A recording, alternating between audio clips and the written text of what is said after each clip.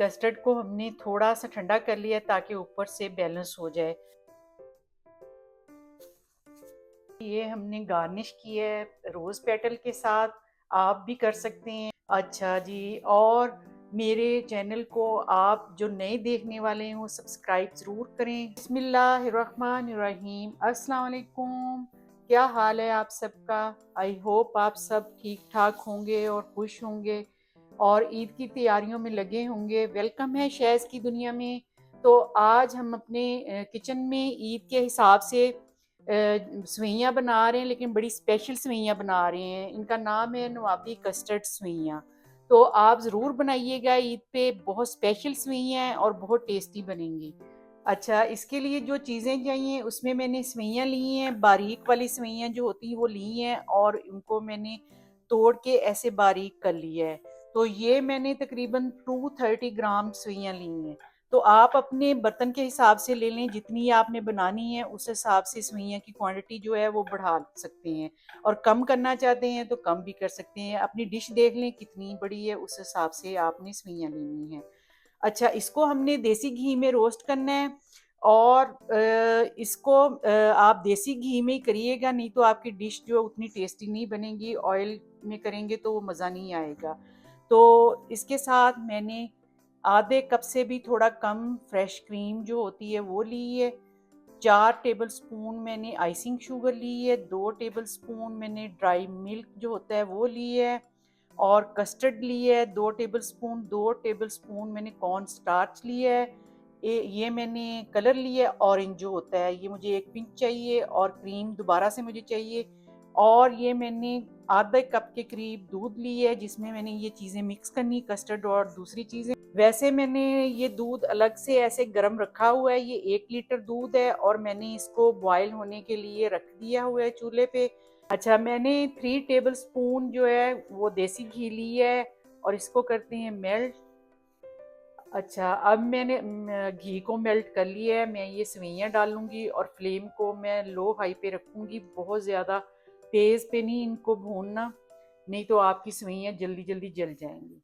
तो इसकी भुनाई करते हैं और इनको अच्छे तरीके से हमने रोस्ट कर लेना है, लेकिन ब्लैक नहीं करनी। सवैयाँ हम स्लो फ्लेम पे रोस्ट कर रहे हैं और साथ ही हमने आइसिंग शुगर जो थी हमारी वो डाल देनी है,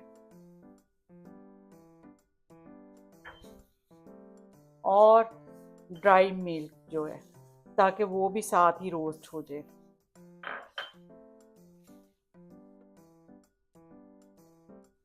अच्छा जी, सवैयाँ हमने भून ली हैं, अच्छे तरीके से रोस्ट हो गई हैं, और अब हमने आधे कप से थोड़ी सी कम जो है ना वो क्रीम डालनी है। आप अगर क्रीम नहीं डालना चाहते तो आप फ्रेश मिल्क डाल सकते हैं आधा कप, या फिर आप डाल सकते हैं ड्राई मिल्क ज़्यादा, और इसको आप ऐसे क्रीम को नहीं डालने। फिर क्रीम डाल के हमने इसको थोड़ी देर बाद ही चूल्हे से साइड पे कर लेना है, क्योंकि क्रीम को ज़्यादा नहीं हमने पकाना, नहीं तो वो जल जाएगी। इसमें ड्राई मिल्क है और आइसिंग शुगर है और क्रीम सुइयों में और देसी घी में हमने रोस्ट की हैं। अब हमने क्या करना है, इसको हमने जिस डिश में हमने अपनी डिश सेट करनी है, जिस बर्तन में, उसी डिश में हमने इसको निकाल के तो सेट कर लेना है। और हमने क्या करना है कि पूरी नहीं निकालनी, हाफ निकालनी है, और आधे से ज़्यादा जो है वो हमने निकाल लेनी है, बस थोड़ी सी रखनी है इसके अंदर। वो बाद में बताती हूँ कि उसको क्या करना है।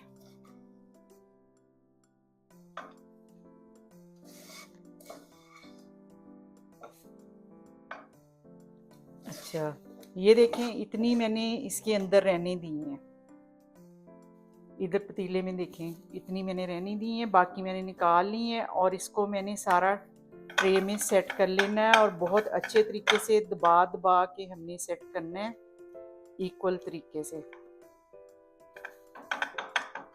अच्छा, हमने ट्रे जो है वो सेट कर ली, देख लें ऐसे आपने दबा के सेट करनी है। अब हमने क्या करना है, हमने ये जो पतीला है ना, इसमें जो सवैयाँ हमने छोड़ी थी उसमें हमने 1 पिंच जो है ना ऑरेंज कलर जो होता है वो डालना है। अच्छा, ये इतना ऑरेंज कलर हमने डालना है, सिर्फ इसको कलर देने के लिए, ताकि वो अच्छा नज़र आए।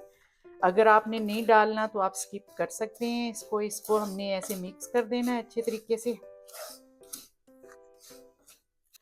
अच्छा, कलर हमने मिक्स कर लिया है, अब हम इसको करते हैं साइड पे। तो अब हमने ये जो कस्टर्ड है ये बनाना है, और इसका दूध जो है ना मैंने बॉईल कर लिया हुआ है। तो इसको हमने क्या करना है, ये जो मैंने कस्टर्ड लिया हुआ है वो 2 टेबल स्पून, और कॉर्न स्टार्च जो है वो 2 टेबल स्पून, ये हमने ये जो आधा कप दूध है ना उसमें मिक्स कर देना है। अच्छे तरीके से हमने मिक्स करना है ताकि लम्स वगैरह बिल्कुल ना उसमें रहें और हमारा कस्टर्ड जो बिल्कुल स्मूथ बने ना। अच्छा, दूध मैंने अच्छे तरीके से बॉईल कर लिया हुआ है, और ये मैंने फ्लेम इसके नीचे बिल्कुल स्लो रखी है। और ये जो दूध मैंने कस्टर्ड मिक्स करने के लिए लिया था, मैंने लीटर वाला जो दूध मेरा था उसमें से ही लिया था, ऊपर से और नहीं डाला। तो आपने इसको अब स्लोली स्लोली डालना है, एकदम नहीं डालना, और फ्लेम नीचे से बिल्कुल स्लो कर लेनी है ताकि गुठलियाँ ना बने। नहीं तो आपके कस्टर्ड में गुठलियाँ बन जाएंगी, लम्स बन जाएंगे, आपका फिर कस्टर्ड जो है वो ख़राब हो जाएगा। तो इसको ऐसे डालना है, चलेंगे। देखिए गाढ़ा होना शुरू हो गया है, तो फ्लेम बिल्कुल नीचे स्लो है। तो अब मैं इसको दूसरे चूल्हे पे करूंगी, और इसमें मैंने आधा कप क्रीम डालनी है।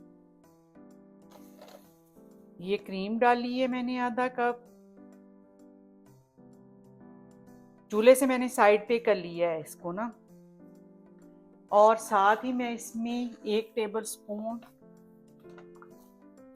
ये जो आइसिंग शुगर है, अगर आपके पास आइसिंग शुगर नहीं है तो आप दूसरी डाल लें, 1 डेढ़ टेबल स्पून डालूंगी, क्योंकि हमारी सेवइयाँ भी मीठी हैं। तो बहुत ज़्यादा नहीं डालना ताकि मीठा ना हो जाए, तो इतना ही मीठा काफ़ी है। कस्टर्ड जो है वो बिल्कुल रेडी है, ये देखिए बिल्कुल रेडी है। और जैसे ही ये ठंडा होगा और ज़्यादा थिक हो जाएगा। तो इसको फिर चूल्हे से उतारते हैं। आपने जो इसमें कस्टर्ड में मीठा डालना है वो आपने अपने हिसाब से डालना है। अगर आप तेज़ मीठा खाते हैं फिर आपने जितना मैंने डाला है उससे ज़्यादा डालना है, और अगर कम खाते हैं तो फिर उतना ही काफ़ी, क्योंकि सेवइयों में भी मीठा है हमारे ना। तो इसमें आप ड्राई मिल्क भी डाल सकते हैं क्रीम की जगह पे, और इसमें आप क्रीम भी डाल सकते हैं। कोई और फ्लेवर देना चाहते हैं इसको तो कोई कोई भी फ्लेवर की कोई भी चीज़ आप डाल सकते हैं। जैसे मैंगो का कस्टर्ड है वो डाल लें, वनीला डाल लें, जो आपको पसंद है वो डाल लें। और ये रेडी है, इसको साइड पे करते हैं। अच्छा, कस्टर्ड में मैंने तकरीबन 4 टेबल स्पून आइसिंग शुगर डाली थी, क्योंकि जो मैंने आपको क्वांटिटी पहले बताई है वो मुझे कम लगी थी। तो आप भी इस तरह अपने टेस्ट के मुताबिक डाल लें, क्योंकि आइसिंग शुगर जो होती है वो बड़ी उसमें मिठास कम होती है। अच्छा, अब ये जो डिश हमने सेट की हुई थी उसके अंदर मैं कस्टर्ड डाल लूँगी।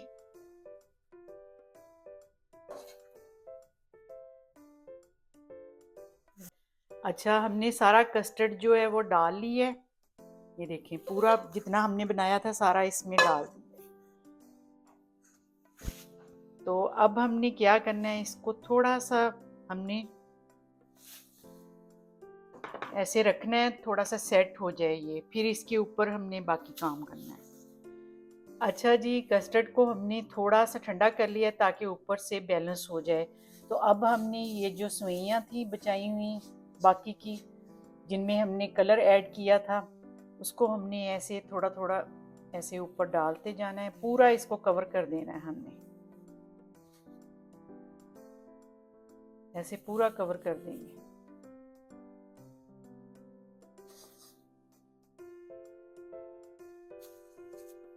अच्छा जी, हमने सेवइयाँ ऊपर डाल ली हैं सारी और बैलेंस कर ली हैं। ये देखिए पूरा ऊपर से कवर कर लिया है, और उसको ऊपर से हल्का हल्का प्रेस कर दिया है ताकि बैलेंस हो जाए। तो आपको इसकी फाइनल लुक दिखाते हैं अभी। ये हमने गार्निश किया है रोज़ पेटल के साथ।